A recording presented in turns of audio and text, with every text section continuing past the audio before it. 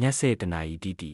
ရန်ကုန်မြို့၏စောင်းဝင်ဆန်ညက်လေးသည်ပုံမှန်ထက်ပို၍အေးဆက်နေသလိုခံစားရသည့်ဖြိုးကြီးတစ်ယောက်ဆိုင်ကယ်ကိုခက်မှန်မှန်မောင်းလာရင်လမ်းဘေးဝဲရာကိုချက်အကဲခတ်နေမိသည်ဒီနေ့မှလမ်းမိတိုင်အချို့ပြက်နေသလားတို့ရဲမဟုတ်လျှက်စစ်မီပြက်နေသလားမတဲကွဲပတ်ဝန်းကျင်တစ်ခုလုံးသည်မီးမောင်တိတ်ဆိတ်လုံးနေသည်ဖြိုးကြီး၏ရည်ရွယ်ချက်ကကောင်မလေးဖြစ်သူစုစုဆန်ကိုတွားကြိုပြီးအင်းလျာကံပေါင်ဘက်ခါသွားထိုင်ရန်ဖြစ်သည်စုစုဆန်ကအလုတ်စင်းချိန်နောက်ကျသဖြင့်ယခုအချိန်မှချင်းတွေ့ရခြင်းဖြစ်သည်ကိုဖြိုးကြာလိုက်တာစုစုစောင့်နေတာနိုင်ဝက်တောင်ကျော်နေပြီစုစုဆန်၏အိမ်ရှိရောက်တွင်စုစုကနှုတ်ခမ်းစုကရစ်တော်သည်ဖြိုးကြီးကဆိုင်ကယ်ကိုဆက်မတက်ပဲပြုံးဖြီးဖြင့်ချော့လိုက်ရသည်စောရီးပါစုစုရဲ့လမ်းမှာလမ်းကြောင်းပိတ်နေလို့ကွေ့ပတ်မောင်းလာရတာနဲ့ကြာသွားတာပါလားတက်ဒီနာကပန်းချံလမ်းဘက်ကိုမောင်းရအောင်အဲ့ဒီနာကလူရှင်းတော့အေးဆေးစကားပြောရတာပေါ့